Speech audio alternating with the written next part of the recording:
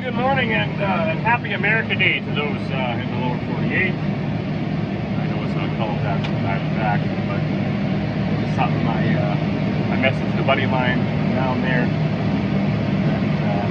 I thought it was funny, so that's what I call it from now on. What am I doing? I'm off to spray, right? I kind of figured that would happen. Interesting thing about this, so he's all the way to the west, and I got to drive by all our fields to go and spray his 100 acres.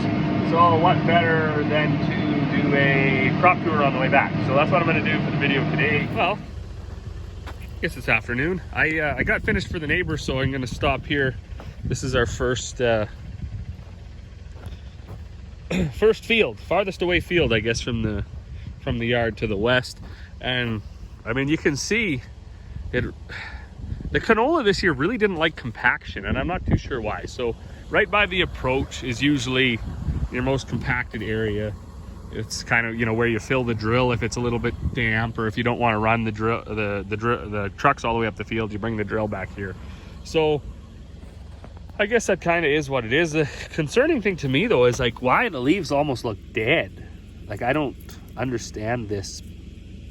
I don't know what's happening here. Quite concerning. A lot of the times we were just like, well, look how white our soil is. So I mean, it's tough farming here anyways. So then you look out, and where it came, it really came. And this is by far we only have 3/4 of canola, or 3 pieces, I guess. And this is by far the worst. And you can see it's slow. It's not even bolting yet, and kind of sad. So as you go out, and you can see up on the hill there, looks like anywhere where it didn't like something, it didn't even come. And then yet down in areas where its soil's a little better, it's coming not too bad. Originally I had thought maybe this just after this field is where my drill started to cause me issues, my seed cart. And I thought, well, maybe it wasn't seeding right. But I mean, you can see there's canola in every row. So it was seeding. It's just something didn't work this year on this particular quarter, and you'll really be able to see the difference when I go back to the other one. So next stop is our pea and canola mix. Now I sprayed this with glyphosate the day before we seeded it, and then we went at it, because as I've said before, if you seed Liberty canola with your peas, your spraying options go basically to 0. You can spray something like a Sure for wild oats, and I mean, there's mixed reviews on this, but what is supposed to happen is the canola is supposed to flush the ground enough, canopy the ground along with the peas, that they will actually snuff out the weeds. And if you can get it a good start, then you can that definitely happens. As far as weeds, yeah, I mean, there's a few coming now. Of course there will be. So you see how small these weeds are compared to, I mean, the peas here yet are what? Pull this guy out. Stuff could use a rain. It always can use a rain. So we're at 1, 2, 3, 4, 5, 6, 7, 8 nodes. Canola is growing. This was the same canola as where we just were, so I'm not sure if this also suffered from a lack of vigor. Of course, the wind's going to pick up here now, so I guess bear with me. But, you know, all in all, this is off to a pretty good start. As the canola grows and bolts, it'll get quite tall, obviously, hopefully, you know, around 3-4 feet tall at least. And then the peas will climb up the canola stems, and then when we come out here to swath it, it'll be real easy going. Looking around, I don't think I was any too heavy on the canola seed. So, and the canola, because it's broadcasted on, it's not in a row or anything. It's just kind of wherever the seed landed. The peas are what's in a row. So, of course, down there, if you can see on the phone, the darker areas, and kind of out here, that's Canada thistle. Unfortunately, there's really nothing I can do about that either. What I have done in the past, excuse me, I'll mix myself up about 10 acres of lawn trell, and I'll drive actually all around the field in Marvin, and I'll just flip the booms on where the thistles are, if they're in big patches. What we're noticing this year is the patches are very small. It's like 1 or 2 thistles, and then nothing for a while, and only on really that side of the field, and then down on the north end of the field there's really nothing in the middle, and this is a whole half section. So I'm not going to worry about it.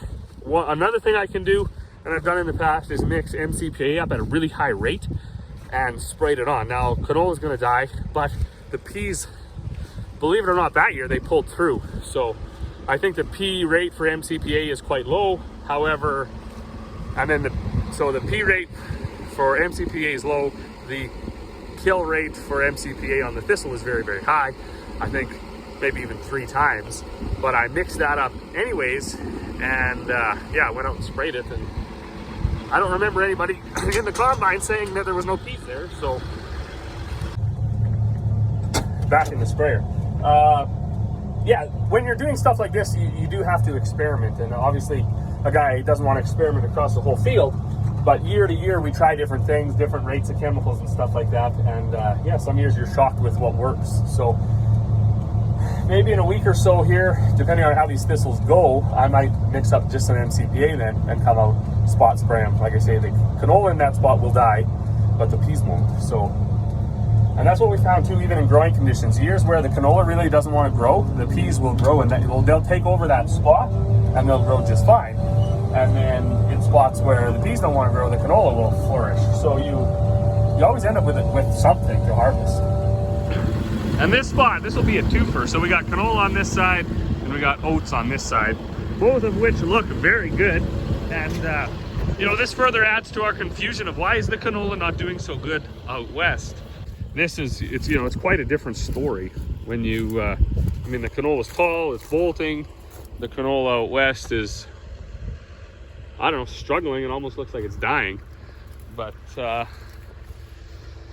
it's a game of averages, right? You seed 3 and 2 make it and 1 doesn't, and life is good. So it's also another reason why no matter what happens in the price market, we don't ever get too excited about forward contracting, because it isn't ain't in the bin until it's in the bin, right? So you shouldn't be selling stuff you don't have, at least as far as we're concerned. The oats, I don't know, I really like growing oats.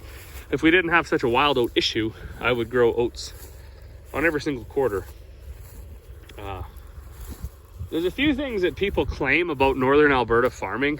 They say we can grow better oats really than anywhere else. They say we can grow better fescue. They say we can grow better peas. I don't believe any of that's really true, because the market certainly doesn't dictate that. We don't get a premium for Northern Alberta oats. But one thing that is definitely true is we get generally very high bushel weight. Our oats can be 50 pounds all day long. And in a bad year, we'll be around that 40 pounds. Our peas, I mean, I don't think that they're any different than anywhere else. And fescue, I've never grown, so I don't know about that either. But some of the reason why they say that is because we get so many hours of daylight in our growing season, you know, up to like, we'll get 19 hours maybe a day around the end of June if the sun shines all day. We get cool nights, lots of dew, so there's quite a bit, I guess. This is not me saying that, this is stuff I've heard from agronomists and from grain buyers and things like that they really like the grain coming out of the north, especially the peas and the oats, and I guess the fescue as well. So anyways, this does look good. One thing I'm gonna have to do that just popped into my brain is go check what we sprayed last year on that south quarter. There was, because last year was a drought, there was a couple of news flashes that went out and said you could experience chemical carryover. So I better, it's never gonna end trying to figure out what happened there. And I'm gonna get doing some thinking. So I'm gonna head over now, we'll check the wheat and we'll check the barley, and then I'm gonna grab that disc and go disc around the dugout. Well, I almost forgot on my way by, but no crop tour is complete without a check on the old sunflowers. This was a bit frustrating here too, because we built a really nice approach into here. We used to come in here and get out of our grain bins and and they used to store stuff here and everything before we worked this up. And now we have like really nice gravel in amongst our field, so that's kind of frustrating. I might one day come and try to pull it back into the approach out of here a little bit. There's really nothing you can do with it. I guess if a guy pulled it back, you could wait until it let the rain wash the dirt out or whatever. But anyways, that's another story for another time. I did spray this the other day, and I think it did wonders. It looked really trashy, and things seem to be dying, and the sunflowers seem to be enjoying themselves. So it's kind of neat. Never grown sunflowers before. My dad did in the early 90s, but I was too little to remember really. So we'll see where things end up. I don't think they put very many, if any, sunflowers in the garden this year. And now here we're at the wheat. So this was the first stuff we seeded, and it was just up there on the, well, it's headed out here too. Kind of crazy, like crops do grow fast. So I'm not exactly sure. This is Parada wheat. I don't know if it was a shorter variety or whatever. It'd be nicer if it was a little bit taller, but it will grow some more as it heads out. And it's looking pretty good. I made that 2,4-D trip where I sprayed for that hawksbeard, and although you can still see it here, it must be dead, because when the crop can catch the weed, especially weeds like that, you know the weed is either severely stunted or dead, because it usually, that's why it's a weed, because it grows really well.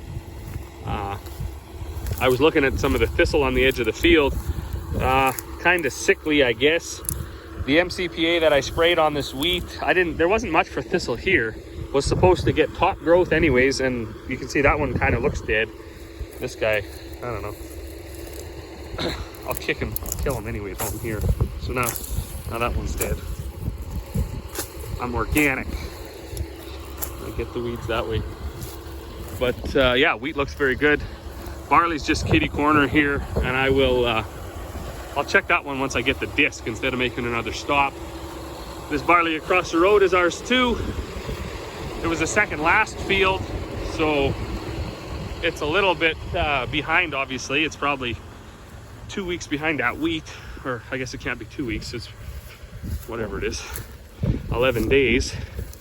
But and this was seeded with our FlexiCoil drill, so quite a bit narrower spacing, and I'd say it's looks pretty lush, looks pretty good. I don't see much for leaf disease or anything like that. That's something we always got to be scouting for this time of year, is bug damage, grasshoppers, things like that, leaf disease, any weird funguses,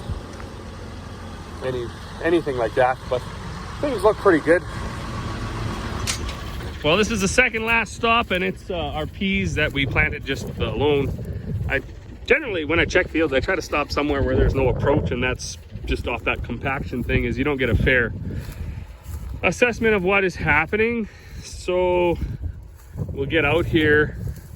I also wanted to look at this cockle, see if it was actually dying or not. The viper was supposed to kill it, so we will see. Is it dead? I don't know. Like, the leaves are curled up. It definitely suffered. I don't think it's dead though, but I mean, it definitely didn't like the chemical. Now out west, the leaves, or the peas, were at 8 nodes. These ones are at these were basically a day apart from each other. So we got 1, 2, 3, 4, 5, 6, 7, 8, 9. Yeah, so I mean, maybe a day ahead. And life is good. I really wish that cockle wouldn't have made it though. I really, really wish that. I don't know what to do about it. We've tried everything. Tillage and chemical and granular chemical. Well, I am down here disking around the dugout, and I guess this is the last spot on our trip. So this would be the first barley seeded, and it's not headed out like the wheat, but it's in shot blades. So it won't be long. There'll be barley heads here as well. There's also something rearing its ugly head up on the hill there. I'm not exactly sure what that is. Shouldn't be wild oats, because we had a full application of Avidex on here, which is supposed to take care of the wild oats, and I put wild oat chemical down on it as well. So hopefully that's not the case. It's frustrating though when you look down, like you could spray all year long, like once a week you could spray and you won't get everything. So, you know, this guy was up when I sprayed and, you know, he's dead, and this guy wasn't, so he came after the rain. Same with this and this. But as I said about our peas and canola, what you hope is that the crop is lush enough by the time those other weeds come that they get no sunlight, they get no anything, and they don't survive. So as always, thanks for watching. I'm gonna get back to discing, and we'll see you all on the next one.